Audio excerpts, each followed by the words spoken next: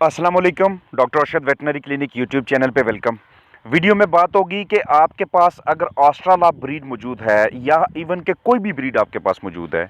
उसकी आपने इम्यूनिटी को कैसे बनाए रखना है, उसकी आपने क़ुव्वत मदाफ़त को कैसे बनाए रखना है। क़ुव्वत मदाफ़त एक तो शुरू में जो चिक्स हैच होते हैं वो अपनी माँ से लेके आते हैं, वो योग के ज़रिए से इम्यूनिटी लेके आते हैं। कुछ हम बाद में उन्हें वैक्सीन्स के ज़रिए तहफ़्फ़ुज़ मुहैया करते हैं, उनके अंदर टाइटर बनाते हैं ताकि ये जो माहौलियाती जो मुख्तलिफ़ किस्म की वबाएँ हैं, जो हमारे एरिया के अंदर वायरल की प्रॉब्लम्स आती हैं, वो हमारे चिकन्स को डिस्टर्ब ना करें, वो इनके ऊपर हमलावर ना हों, और हम वैक्सीन्स के ज़रिए उनकी इम्यूनिटी बनाते हैं। तो ये भी मैं आपके साथ शेयर करता चलूँ, आपके इल्म में इजाफ़ा करता चलूँ कि एक मरतबा जब आपके चिकन्स को कोई बीमारी आ जाए, हल्का-फुल्का अटैक आ जाए, तो अब उसकी वैक्सीन करने की ज़रूरत नहीं है आपको।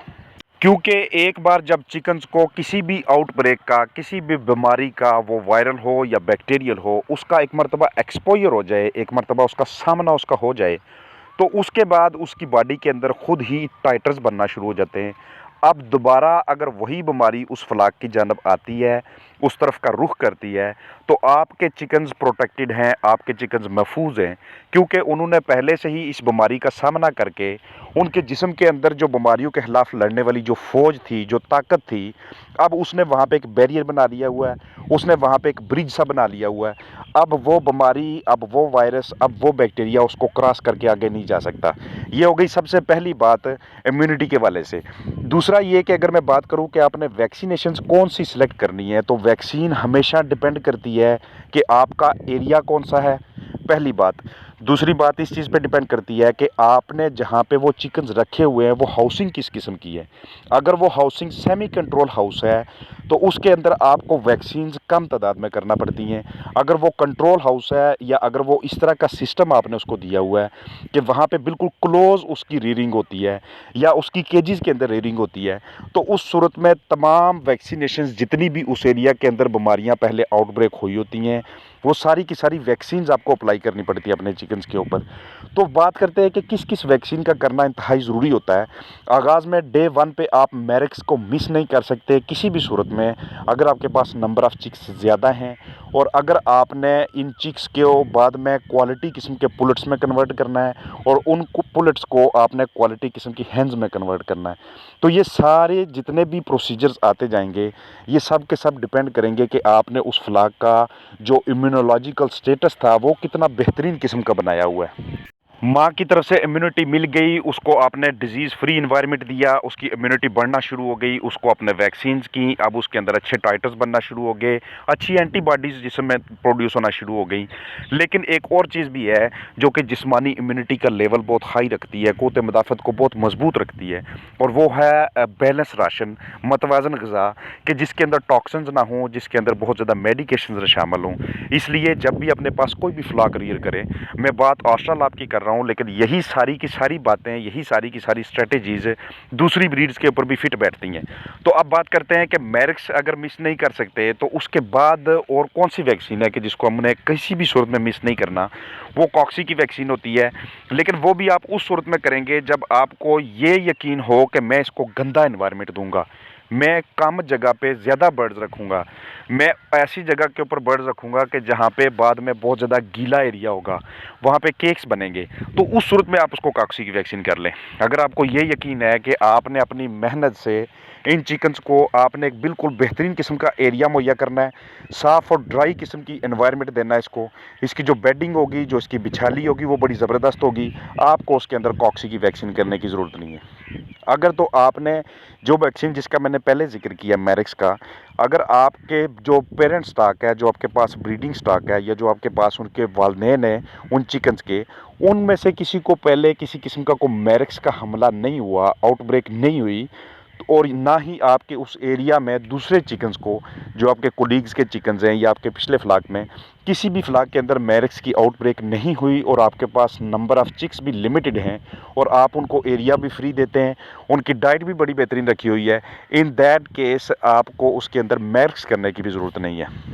बात करूंगा लीथल किस्म की, बहुत ही खतरनाक किस्म के वायरस की, गंबोरो के वायरस की। ये आईबीडी की बीमारी ऐसी होती है कि जो पूरे के पूरे फ्लाक को मुतासर कर देती है। मॉर्बिडिटी रेट जो होता है वो बहुत हाई होता है, मोर्टेलिटी रेट भी बहुत ज़्यादा हाई होता है।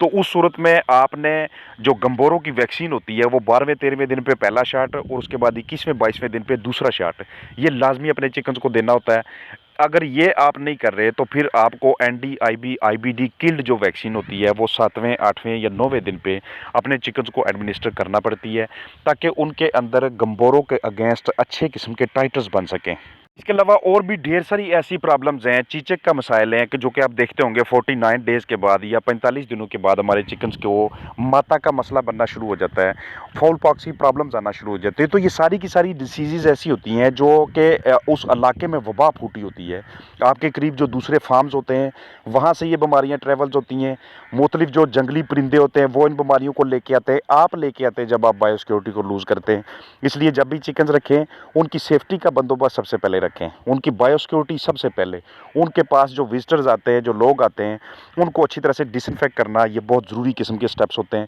तो जैसे जैसे बर्ड अपनी एज में आगे एडवांस करता जाता है, जैसे जैसे वो यंग की तरफ चलता जाता है, बिल्कुल वो अपनी पीक प्रोडक्शन की तरफ आता है, वैसे वैसे उसके अंदर जो इम्यूनिटी होती है वो बढ़ती जाती है। इम्यूनिटी कम उस वक्त होगी जब उसको गैर मयारी खुराक मिलेगी, जब उसको वो एनवायरनमेंट मिलेगा कि जिसमें जरासीमों का लोड बहुत ज़्यादा होगा। मिसाल है, सबसे ज़्यादा हर जगह पे जो जरासीम, ज़रा सी भी गंदगी होगी वहाँ पे जो जरासीम पाया जाता है उसे इकोलाई का नाम देते हैं। ये इकोलाई ऐसा बैक्टीरिया है कि जो जहाँ पे ज़रा सी भी गंदगी देखता है वहाँ पे हमलावर होता है और ये सीधा चिकन्स के अंदर जाता है, उनके अंदर ये झिल्ली सी बनाना शुरू कर देता है और जिस्म के सारे आर्गन्स मुतासर होना शुरू हो जाते हैं और उस बर्ड की जो इम्यूनिटी होती है वो नीचे आना शुरू हो जाती है। और एक मरतबा जिस चिकन की इम्यूनिटी नीचे आना शुरू हो जाती है, अब उसके ऊपर दूसरे बैक्टीरिया, दूसरे प्रोटोजोआ, दूसरे पैरासाइट्स और दूसरे वायरसेस हमलावर होना शुरू हो जाते हैं। ये इसलिए होता है क्योंकि अब आपका चिकन जो था, अब आपका बर्ड इस काबिल हो गया कि वो दूसरे जरासीमों को दावत दे के आ जाए मेरे ऊपर आप हमला करें। इसलिए हमेशा अपने बतौर अच्छे फार्मर, बतौर अच्छे पोल्ट्री फार्मर यही कोशिश जारी रखनी है कि किसी भी वक्त अपने बर्ड का इम्यून स्टेटस नीचे ना आने दें। किसी भी किस्म का कोई स्ट्रेस आता है, चाहे वो स्ट्रेस माहौलियाती है या बहुत ज़्यादा गर्मी की वजह से है, उसको ऐसे ही ना छोड़ दें। उसको ठंडा रखने के लिए, उसके जिस्म से जो इलेक्ट्रोलाइट्स और नमकियात की कमी हुई है उनको पूरा करने के लिए कोई ना कोई बंदोबस्त लाजमी तौर पे करें। इलेक्ट्रोलाइट्स की सूरत में हो, विटामिन्स की शक्ल में हो, या फिर उसके अलावा जो ऑर्गेनिक हम मल्टी विटामिन्स तैयार करते हैं उनकी शक्ल में हो, कुछ भी उन्हें दे। हमारी अनथक ये कोशिश होनी चाहिए कि उनका इम्यून स्टेटस हमने नीचे नहीं गिरने देना। किसी किस्म की कोई फीड शॉर्टेज हो जाती है हमारे पास, या वाटर रेस्ट्रिक्शन हो जाती है चिकन्स को, या कोई भी ऐसा मसला आ जाता है, इम्यूनिटी को किसी भी सूरत में नीचे ड्रॉप नहीं होने देना, ताकि आपका बर्ड का जो हेल्थ स्टेटस है, उसका जो हेल्थ प्रोफाइल है वो हाई लेवल पे रहे, वो डिजीज़ से भी महफूज रहे। और कोई भी नस्ल आपने रखी होगी फिर उसके बाद आप भी यही कहते फिरेंगे कि मैंने भी तो वैक्सीन नहीं की, मेरे बर्ड्स को कुछ नहीं हुआ, तो कोई कैसे कह सकता है कि फ़लाँ वैक्सीन बड़ी ज़रूरी है, फ़लाँ वैक्सीन बड़ी ज़रूरी है।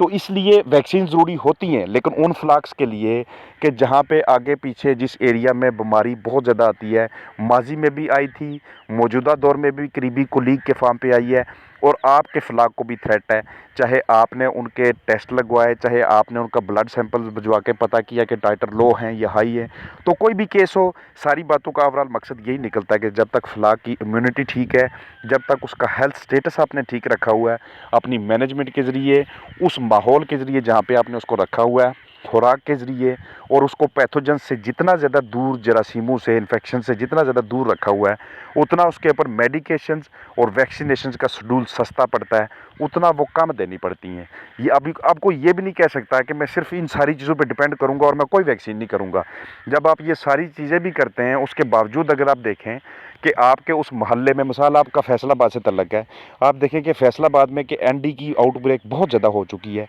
तो उस सूरत में अपने चिकन्स को एनडी की वैक्सीन लाजमी तौर पे करें, उसको मिस ना करें, क्योंकि अब ये वायरस आपके बर्ड्स की तरफ भी आ सकता है। इसलिए बराबर रहा करें کہ دائیں بائیں جہاں پہ بھی برڈز ہیں ان کے ساتھ کیا چل رہا ہے، کون سی بیماری اس وقت عام ہے، کون سی بیماری پچھلے دنوں میں آئی تھی، کس بیماری نے کتنا حملہ کیا۔ نزدیکی جو ویٹنری ڈاکٹر صاحب ہوتے ہیں ان سے پوچھا کرے سر کتنی ہیوی، کتنی لیتھل اور کتنی خطرناک سٹرین آئی تھی آئی بی کی یا گمبورو کی یا ماتا کی یا پھر رانی کھیت کی، تو وہ پھر آپ کی معلومات میں اضافہ کریں گے، آپ کو بتائیں گے کہ بھائی یہ والی چیز ہر سال اس مہینے کے اندر آتی ہے۔ وہاں سے آپ کو آئیڈیا ہو جاتا ہے کہ اس مہینے سے پہلے پہلے ہم نے کون سی ویکسین کرنی ہے، شیڈول کون سا رکھنا ہے۔ تو ساری کی ساری ویڈیو کا یہی میرا مقصد تھا کہ میں آپ کو بتا سکوں کہ فلاک کو آپ نے صحت مند کیسے رکھنا ہے، ویکسینیشنز کے شیڈول کو آپ نے سنبھال سے سنبھال کیسے رکھنا ہے، امیونٹی کو کیسے بنائے رکھنا ہے، اور آپ نے فلاک جیسے جیسے آگے چلتا جاتا ہے اس کے ارد گرد جتنے بھی دوسرے فارمز ہوتے ہیں یا آپ کے جو دوسرے کولیگز ہوتے ہیں